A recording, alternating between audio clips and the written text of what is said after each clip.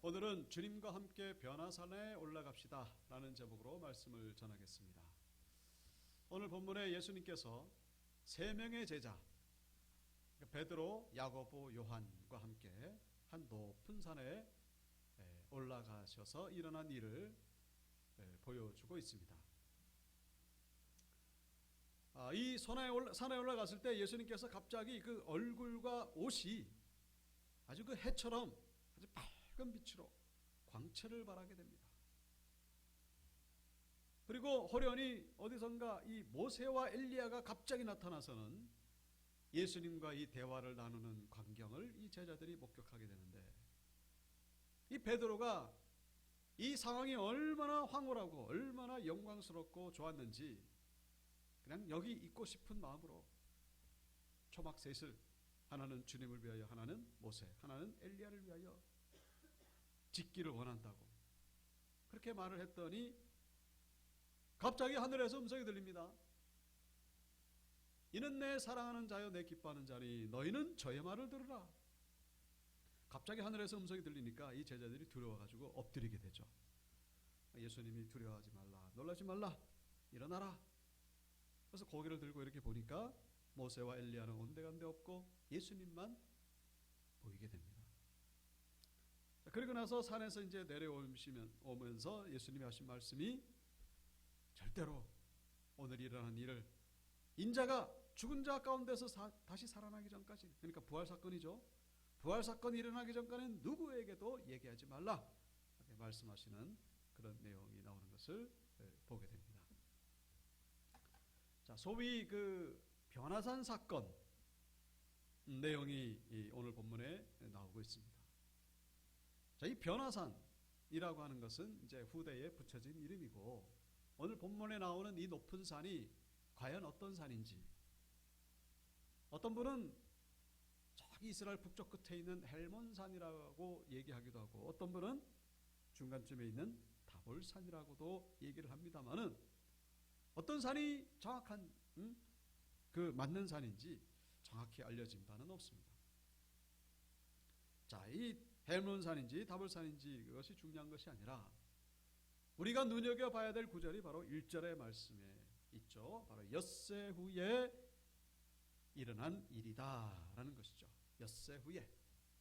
엿새 후라는 것은 바로 저 앞에 나오는 어떤 사건이 있은지 엿새 후라는 그런 얘기겠죠.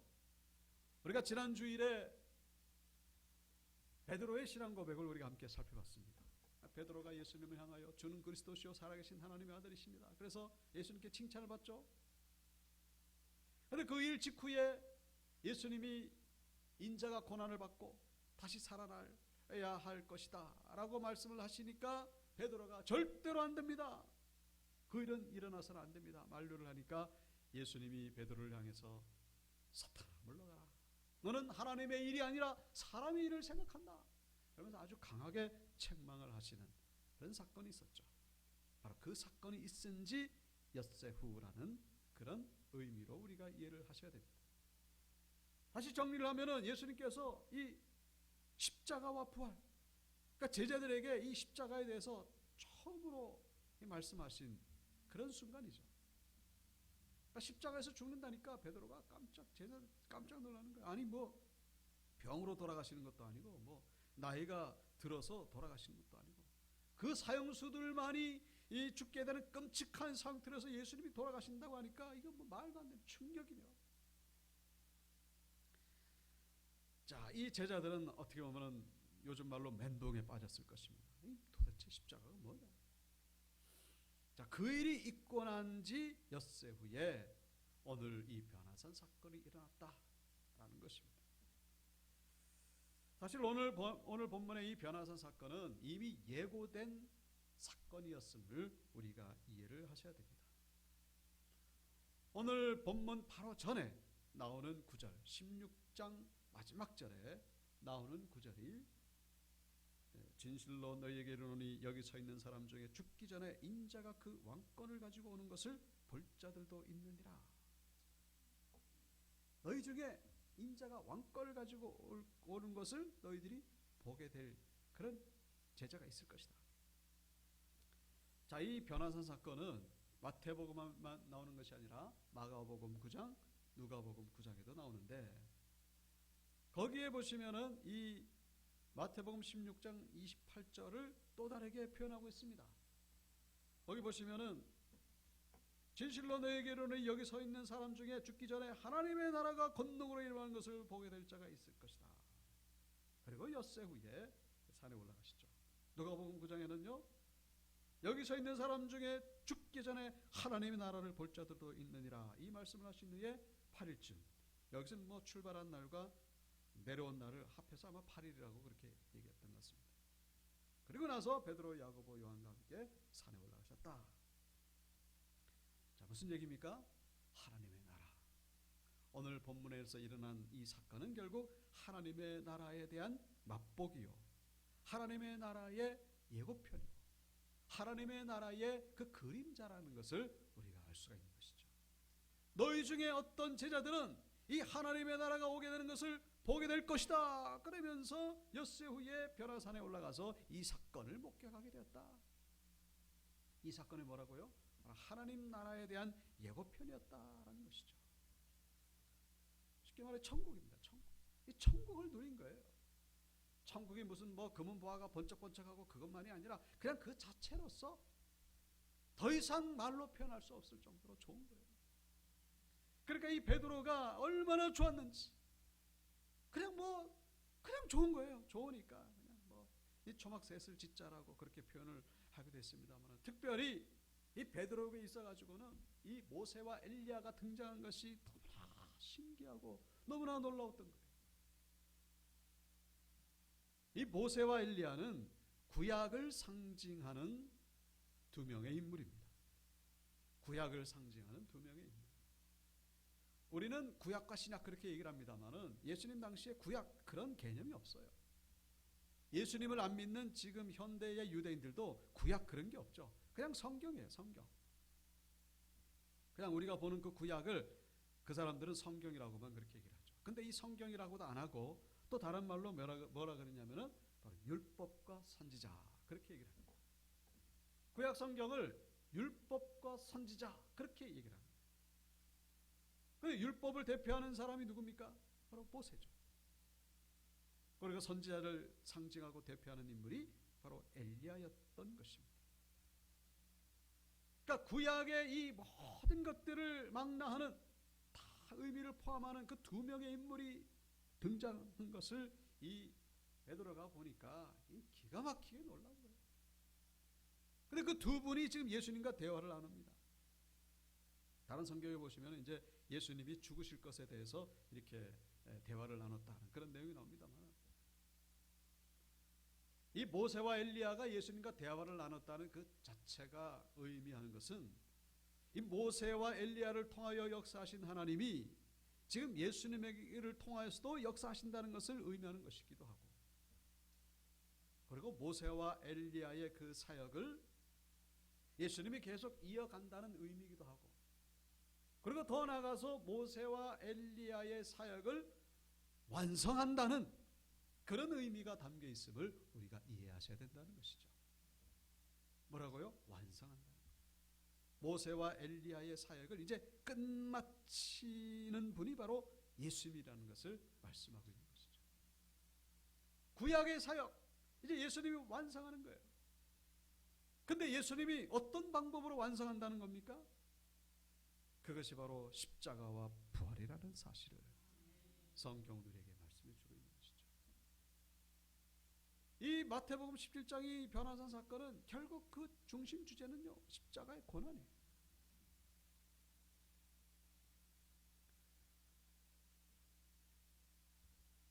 지금 이 예수님이 베드로와 야고보와 요한을 변화산에 데리고 올라가신 목적이 있죠. 봐라, 너희들은 결국 이제 앞으로 고난이 닥치게 될 것이지만은, 엄청난 바퀴가 임하게 될 것이지만은, 이걸 봐라, 결국 너희들의 궁극적인 소망이 바로 여기에 있다. 너희들은 결국 하나님 나라에 가게 될 것이니까, 물론 그때 당시에는 베드로가 무슨 뜻인지도 몰라요. 지금 뭐 예수님이 엘리야와 모세와 대화를 나누는 것이 도대체 무슨 의미이고, 예수님 십자가에서 죽으신 것이 그것이 무슨 의미인지 잘 모릅니다만 나중에 예수님 승천하시고 난 후에 그래서 그 의미를 깨닫고 마태도 이 마태복음에 기록을 했고 마가도 누가도 결국 기록했다는 사실. 예수님의 이 사역의 완성은 바로 십자가와 부활에 있었다는 것을 우리에게 말씀해 주고 있다는 것입니다. 여러분, 기독교 신앙의 핵심은 바로 십자가와 부활이죠. 이 십자가와 부활의 의미를 우리가 간과하고서는요, 절대로 하나님이 기뻐하시는 신앙생활을 할 수가 없다는 것을 잊지 마셔야 돼요. 십자가와 부활, 십자가만 있어도 안 되고 부활만 있어도 안 돼요. 십자가만 있으면은 그건 실패죠. 부활만 있으면은 그건 가짜 부활입니다. 십자가가 있어야 돼요. 십자가와 부활이 함께 있어야 되는 것입니다.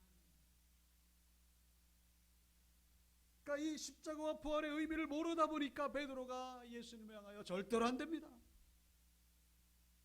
특별히 예수님께서는 십자가의 고난을 말씀하셨습니다만 동시에 하셨던 말씀이 다시 살아날 것이다. 그러니까 다시 살아난다는 그것은 귀에 안 들리는 거예요. 죽는다는 것만 생각하고서 절대로 안 된다라고 인간적으로 만류했던 이 베드로의 모습.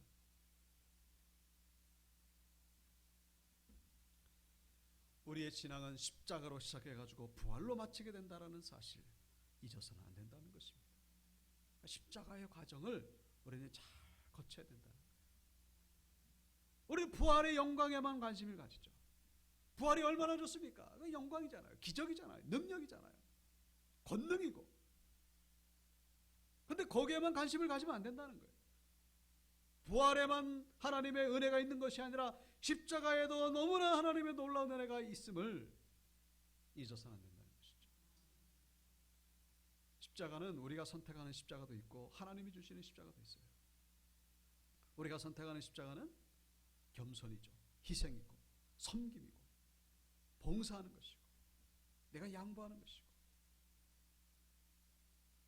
열심히 하나님이 기뻐하시는 그런 사역을 감당하는 것, 그게 십자가가 지는 거예요. 하나님이 주시는 십자가겠죠. 그 대표적인 것이 바로 고난입니다. 여러 가지 힘들고 어려운 예기치 못했던 사건들이 나에게 막 일어나는 거예요. 그런데 그 십자가, 그것도 하나의 십자가라는 사실을 우리가 잊어서는 안 된다는 것이죠. 그 속에 하나님의 놀라운 은혜가 숨겨져 있음을, 그 십자가를 통하여서 부활로 나가게 된다는 것을 잊어서는 안 된다는 것입니다. 우리 김민홍 목사님이라고 하는 분에 대해서 제가 새롭게 하소서 그 영상을 통해서 본 적이 있습니다. 이분이 참 고난이 많더라고요. 이분이 그 부모님에게, 아버님에게 그 당뇨병을 물려받아가지고 군대 면제 받을 정도로 당뇨병이 심했어요. 그런데 얼마나 또 심했는지 2000년도에 왼쪽 눈이 망막 박리가 일어나가지고 완전히 실명됐습니다. 당뇨병 때문에. 근데 그때 전도사 사역을 하고 있었는데 한쪽 눈 실명되니까 이게 얼마나 큰 충격이었습니까? 근데 6년 뒤에 2006년도에 또 오른쪽 눈에 같은 증상이 나와가지고 수술을 했어요. 2년 동안 고생을 해요. 그러니까 뭐 아무것도 안 보이잖아요. 수술하고 나니까. 하나님이 그렇게 원망스럽다는 것이죠. 내가 그렇게 뭐 그렇게 큰 죄를 졌길래. 근데 이제 하나님의 은혜로 이 오른쪽 눈은 회복이 됩니다. 그래서 이제 보고 계시는데 한쪽 눈만 보고 계시는데. 근데 오른쪽 눈을 수술하는 가운데에 약을 너무 독한 약을 쓰는 바람에 신장이 다 망가졌어요. 그래가지고 2006년도에 오른쪽 눈은 떴는데 그때부터 신장 투석이 시작됩니다. 이틀에 한 번씩, 일주일에 3번씩 신장 투석을 받죠. 신장 투석 받는 날은요 아무것도 못해요. 근데 목회를 해야 되는데 이게 목회가 되겠습니까? 교인들은 다 떠나가고. 그러다가 이제 그 신장 투석 받는 가운데에 이 2층이 교회고 3층이 사택인데 골목을 마주편에, 골목을 가운데로 이 마주편에 서 있는 그 건물의 가정집에서 이 LPG 가스가 폭발 사고가 일어납니다. 이 폭발의 위력이 얼마나 컸는지 그 길거리에 서 있는 트럭이 뒤집어지고 쇠파이프가 그냥 뭐 콘크리트에 박히고, 그러니까 마주보고 있는 이 교회와 이 사택의 유리창이 뭐 박살이 난 거예요. 와장창 다 작살이 났습니다. 만신창이 됐죠. 근데 손을 댈 수 없는 게 이게 보상 문제가 얽혀있기 때문에. 그리고 이제 뭐 난리도 아닙니다. 그런 상황에 있는데 이 고등학교를 다니는 아들이 와가지고 하는 말이 자기 여자친구가 임신했다는 거예요. 고등학교를 다니는 아들 여자친구가 임신했다는 거예요. 근데 이제 참 뭐 천만중에 다행으로 이 아들을 그 자녀를 낳고 기르겠다는 얘기를 듣고서 이제 목사님이 교회에다가 사직서를 제출합니다.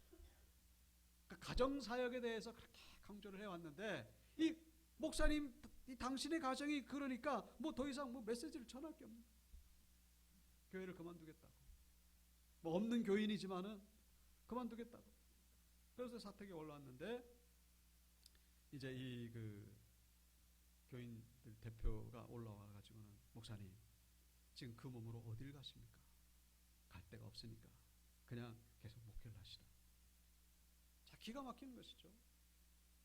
당뇨 때문에 왼쪽 눈 실명됐죠. 지금 신장 투성을 하고 있고 그 다음에 지금 뭐 교회는 뭐 지금 완전히 기울어져 있고 교회와 사택은 완전히 박살이 나가지고 만시창이 됐는데 아들마저 지금 뭐 고딩 엄빠가 돼가지고 지금 그런 상황이 있으니 뭐 도대체 왜 이런 일이 벌어지는지.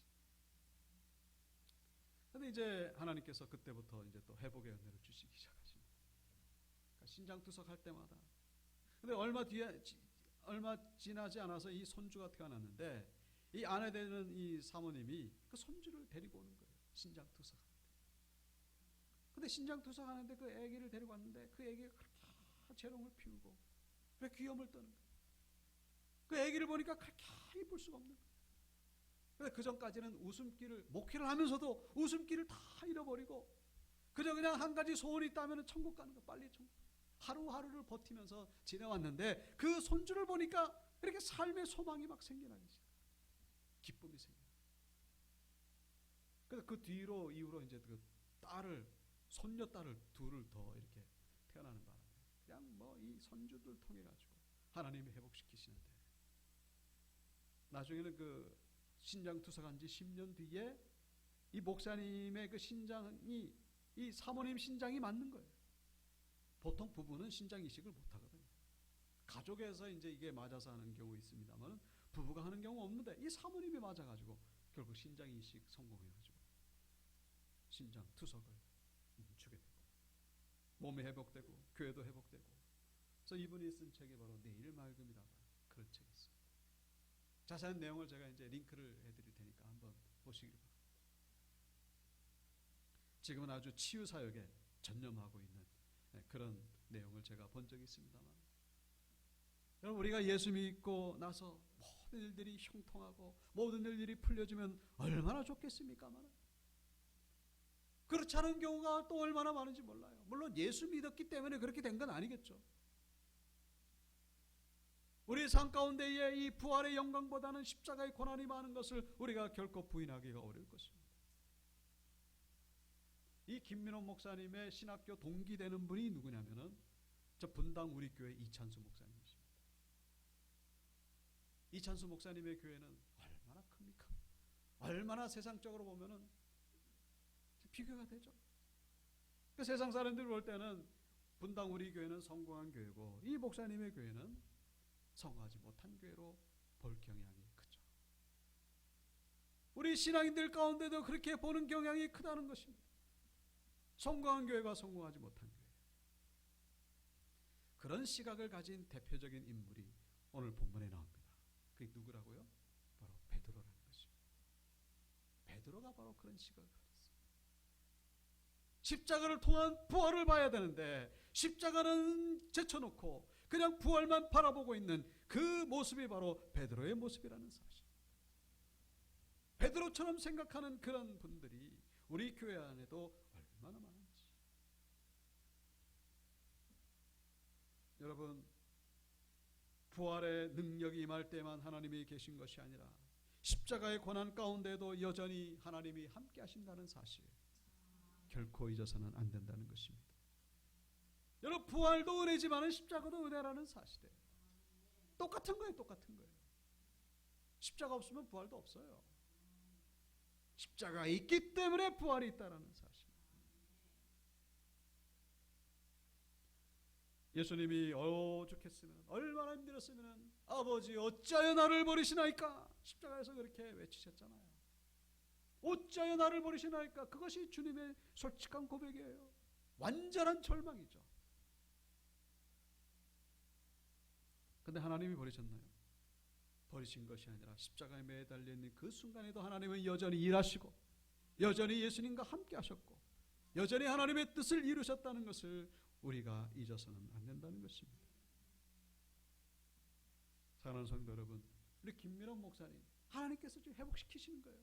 그리고 또 이 김민옥 목사님 통하여 또 놀라운 일들을 지금 이루고 계십니다. 동일한 은혜가 우리 모든 성도님들에게 임하고 계신다는 사실을 기억하시고, 여러분 십자가와 부활의 주인공들 다 되시기를 주님의 이름으로 축원합니다. 고난 가운데 하나님 우리와 함께 하신다는 사실. 오늘 본문 9절에 보시면은 예수님이 제자들에게 뭘 말씀하셨죠? 인자가 죽은 자 가운데 살아나기 전까지는 절대로 오늘 사건을 아무에게도 얘기하지 말아라. 왜 말하지 말라고 말씀하셨을까요? 얘기하면 좋잖아요. 근데 다른 성경에도 보면은 뭐 이렇게 기적을 일으키시고 나서 절대로 이거 아무한테도 얘기하지 말라 주님이 말씀하십니다.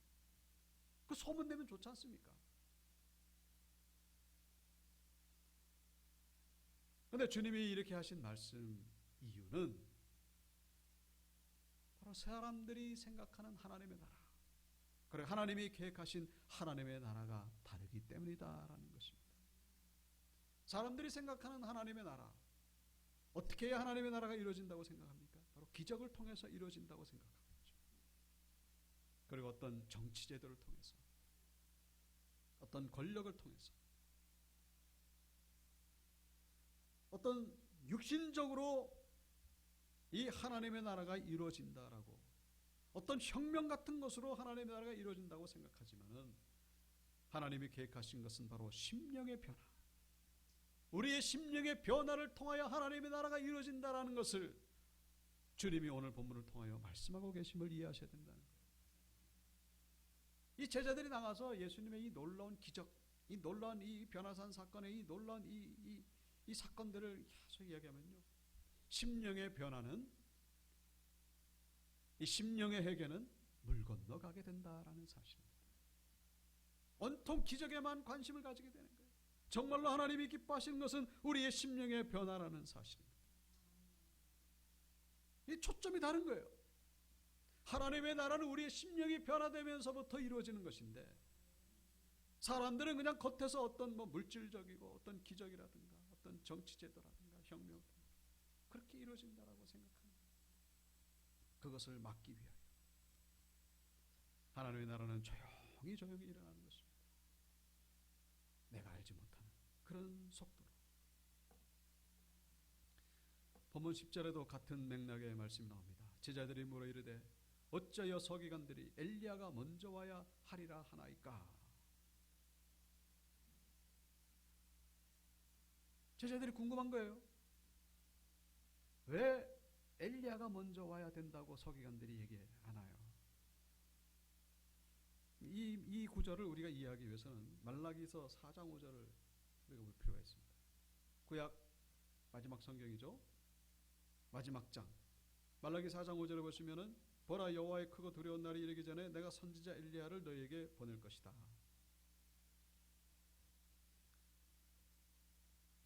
자, 엘리야가 누구죠? 오늘 본문에도 등장하긴 했습니다만은 아합 왕 시대에 사역하다가 죽지 않고 승천했던 선지자 엘리야입니다. 그런데 그 엘리야를 이 말라기 선지자를 통해서 말씀하시죠. 다시 엘리야를 보낼 것이다. 그 엘리야를 신약 시대에 이 모든 유대인들은 기다리고 있었습니다. 말라기서를 기억하면서 하나님이 엘리야를 보내실 것인데 엘리야가 언제 오나? 근데 이들이 생각하는 건 뭐냐면은 엘리야가 오고 그 다음에 메시아가 온다, 이렇게 알고 있었다. 엘리야가 오고 그 다음에 메시아가 오고. 근데 이제 제자들이 뭘 묻고 있죠? 지금 제자들이 볼 때 예수님이 메시아라는 것은 어렴풋이 알고 있었어요. 아, 예수님이 메시아구나. 그런데 메시아가 오기 전에 엘리야가 먼저 와야 되는데 왜 엘리야는 안 왔을까? 왜 엘리야는 안 왔을까요? 지금 이걸 묻고 있는 거예요. 여기서 우리가 한 가지 기억하셔야 될 것은 이 말라기서에서 말씀하시는 이 다시 보낼 엘리야, 그 엘리야는 승천할 때 그 엘리야를 다시 보낸다는 것이 아니고 엘리야와 같은 사역을 하는 또 다른 인물을 보내신다는 것을 우리가 이해하셔야 된다는 것입니다. 그래서 누가복음 1장 17절에 엘리야의 심령과 능력으로 주 앞에 먼저 오게 될 것이다. 그런 얘기. 엘리야의 심령과 능력을 가진 자지 그때 그 승천할 때 그 엘리야가 다시 온다 그런 얘기가 아니에요. 여러분 다시 오시는 분은 오직 예수님만 다시 오시는 것이지 엘리야가 다시 올라갔다가 다시 내려오고 그러지 않은 거예요. 그런데 예수님 당시 종교 지도자들 서기관들은 그렇게 알고 있었던 거예요. 그 엘리야가 올 것이고 또 그렇게 가르치고 있었고 제자들도 그렇게 알고 있었던 거예요.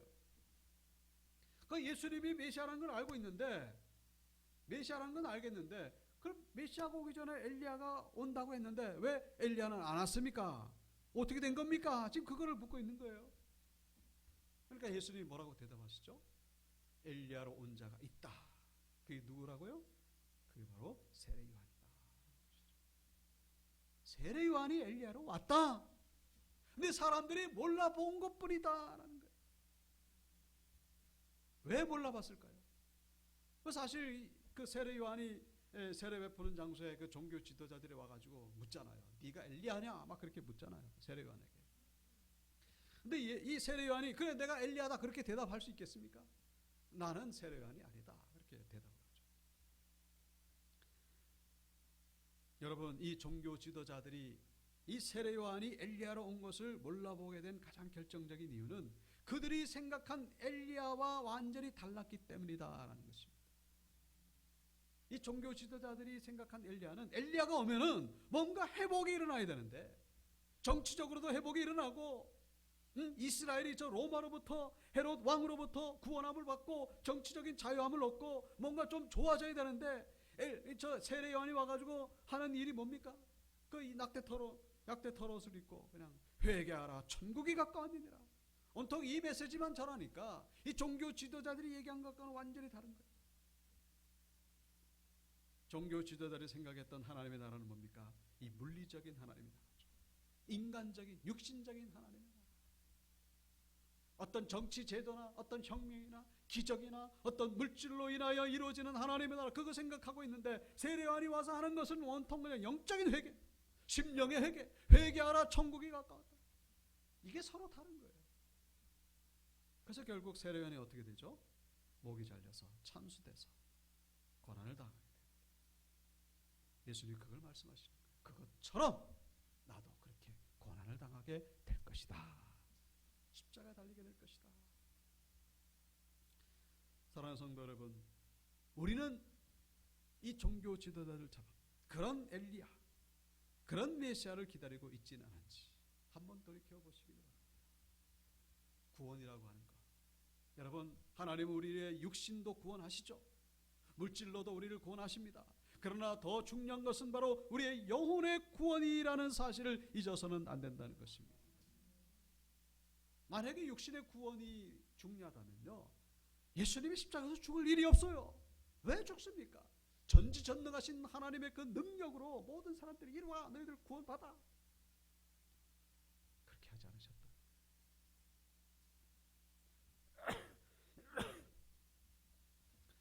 우리가 이루어져야 될 가장 문제는 바로 영생의 문제, 죄의 문제였기 때문에 죄의 문제, 영생의 문제는 오직 십자가와 부활로만 이루어지게 된다는 사실, 이것을 잊어서는 안 된다는 것입니다.